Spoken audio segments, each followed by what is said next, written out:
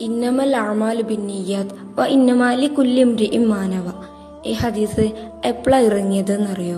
നബി സല്ലല്ലാഹു അലൈഹി വസല്ലമയും സ്വഹാബാക്കളും മക്കയിൽ നിന്ന് മദീനയിലേക്ക് പോവുകയാണ്.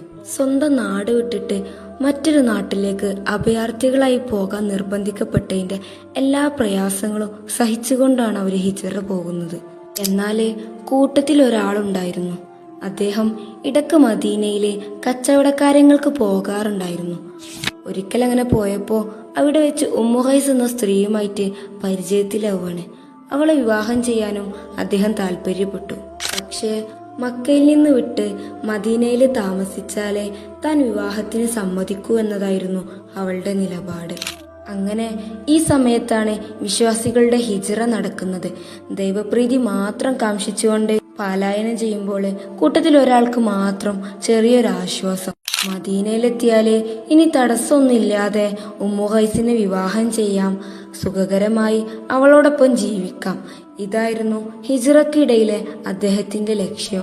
ഈ വിവരം അറിഞ്ഞപ്പോഴാണ് എല്ലാ കർമ്മങ്ങളും സ്വീകരിക്കുന്നത് നിയ്യത്ത് കൊണ്ടാണ് എന്ന് തുടങ്ങുന്ന ഹദീസ് നബിതങ്ങൾ പ്രഖ്യാപിക്കുന്നത്.